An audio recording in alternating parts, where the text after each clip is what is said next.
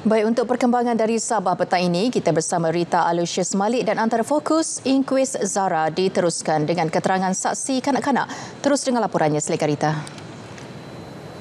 Baik Farhatul, prosiding inkuis kematian Allahyarham Zara Khairina Mahathir di Mahkamah Coroner Kota Kinabalu hari ini menyaksikan saksi ke-14 iaitu saksi kanak-kanak ke-6 mula memberi keterangan bersumpah.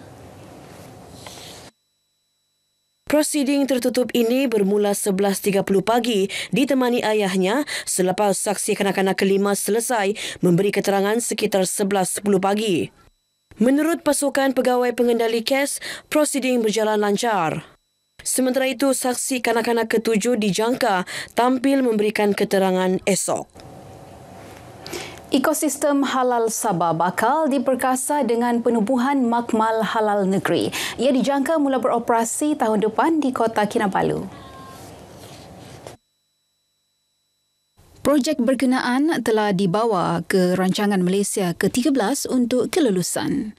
Apabila dapat kelulusan, kita akan wujudkan di sini. Dan sekarang saya difahamkan ada beberapa agensi di Semenanjung akan bekerja sama dengan kita untuk mendapatkan nasihat dan keperluan-keperluan dan apa jenis yang terkini untuk lab halal ini. Makmal ini akan dilengkapi peralatan moden dengan kerjasama pelbagai agensi termasuk JAKIM bagi memperkukuh proses pensijilan halal di Sabah. Datuk Arifin yang juga Exco Agama dan Pendidikan yakin penubuhan makmal ini mempercepat pengesahan produk usahawan tempatan sekaligus mengangkat Sabah sebagai hub halal serantau. Platform pencarian idea perniagaan usahawan Sabah khususnya dari luar bandar. Inilah matlamat program Pitch Borneo 2025 dengan tema Inovasi Akar Umbi. 29 idea perniagaan terbaik marah ke pentas akhir selepas melalui 3 zon pemilihan di Papar, Kota Marudu dan Tawau. Inovasi ditampilkan merangkumi bidang makanan, kraf, pertanian dan pendidikan dengan potensi besar membantu masyarakat setempat. Kita juga akan menyelaras antara agensi bagaimana untuk membantu usahawan ini agar produk mereka dapat kita pasarkan. Tapi yang jelas sudah kita lihat program ini telah dapat melahirkan bakat. Tinggal kita kembangkan bakat berkenaan. Datuk Arifin berkata demikian selepas penutupan Pitch Borneo 2025 di Kota Kinabalu. Beliau menegaskan aspek pensijilan halal, sokongan penyelidikan dan inovasi akan diperkasa supaya produk akar umbi mampu menembusi pasaran antarabangsa. Sejak 2011, Pitch Borneo melahirkan 1,752 usahawan tempatan dengan 140 daripadanya menerima geran permulaan daripada KSTI. Hujan tanpa henti mencetuskan tragedi tanah runtuh dan banjir lumpur. Bencana yang bakal dikenang dalam lipatan sejarah Sabah. Bukan sahaja memusnahkan rumah dan harta benda, malah meragut 13 nyawa. Wartawan Iswadiman Samsudin menyingkap detik hitam ini.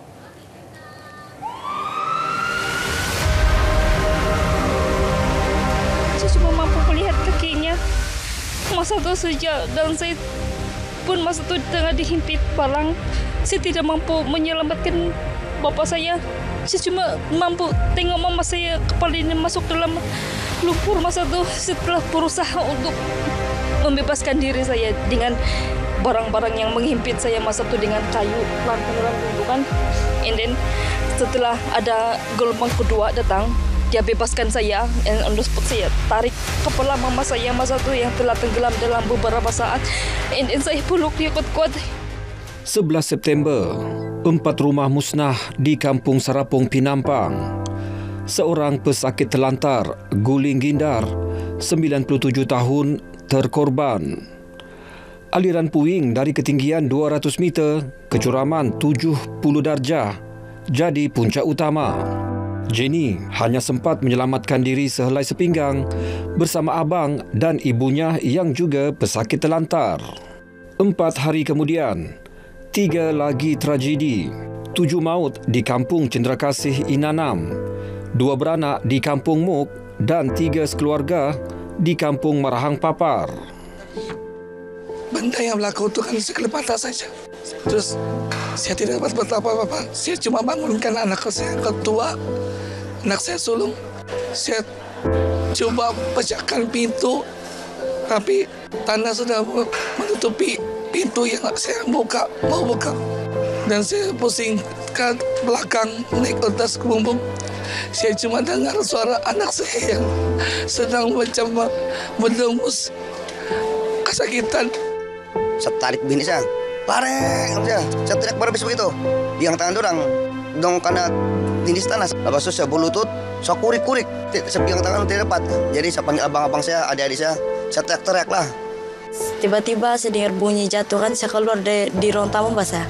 Saya keluar, saya turun bawah, saya masuk dapur, saya pusing begini, saya jumpa saudara mami saya sama adik saya yang bongsu tuh si Kel, dia berbaring sedang terimpit tanah.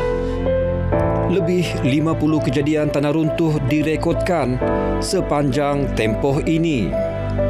Disebabkan oleh geologi yang tidak stabil dan juga faktor dicetus oleh hujan. Jadi kombinasi antara faktor geologi dan faktor pencetus hujan ini menyebabkan satu fenomena mudah mengalami gelongsoran apabila berlakunya hujan lebat yang berterusan.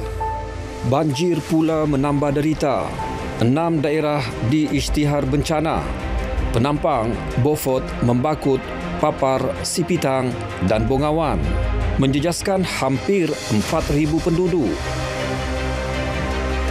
Pusat pemindahan kekal di Beaufort dan PPS di semua daerah bencana diaktifkan segera. Kerajaan negeri dan persekutuan bertindak pantas menyalurkan pelbagai bentuk bantuan. Baiklah saudara, inilah antara kesan kemusnahan akibat bencana yang berlaku di Sabah baru-baru ini. Usaha memulihkan bukan sahaja dilaksanakan oleh penduduk setempat, malah kerajaan bertekad giat membantu rakyat kembali pulih sepenuhnya. Iswadiman Syamsuddin, RTM.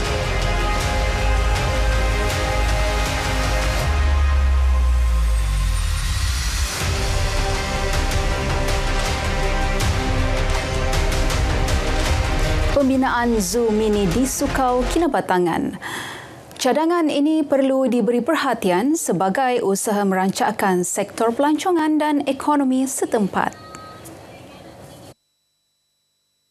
Cadangan itu wajar dikaji oleh Kementerian Pelancongan, Kebudayaan dan Alam Sekitar Sabah kerana Sukau merupakan kawasan biodiversiti utama Sabah yang berjaya menarik pelancong antarabangsa.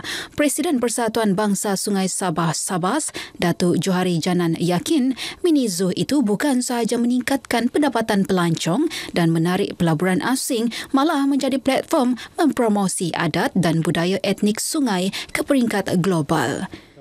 Perlu bagi pihak kerajaan negeri di bawah Kementerian Pelancongan melihat keperluan yang diperlukan untuk membina mini zoo yang ada di sini seperti mini zoo yang ada di Lokawi. Sukau terkenal dengan aktiviti river cruise menyusuri Sungai Kinabatangan bagi melihat hidupan liar seperti orang utan, monyet proboscis, gajah dan pelbagai spesies burung. Program Hari Cuci Malaysia 2025 sempena World Cleanup Day berlangsung di Dataran Keningau dengan penyertaan pelbagai agensi kerajaan, pertubuhan bukan kerajaan serta masyarakat setempat. Program ini dapat meningkatkan lagi sedaran semua pihak, bukan saja pihak kuasa tempatan, tetapi juga kepada semualah daripada kebutuhan orang ramai, orang awam, sekolah mengenai dengan tanggungjawab bersama untuk memastikan kebersihan pekan kita. Program ini turut dijalankan serentak di seluruh negara dan diiktiraf dalam Malaysia Book of Records buat kali kedua. Baik, sekian perkongsian dari Negeri di Bawah Bayu. Kembali bersama Farhatul dalam Berita Wilayah untuk lebih banyak perkembangan semasa dalam negara. Malaysia Madani, rakyat disantuni. Baik Rita, terima kasih.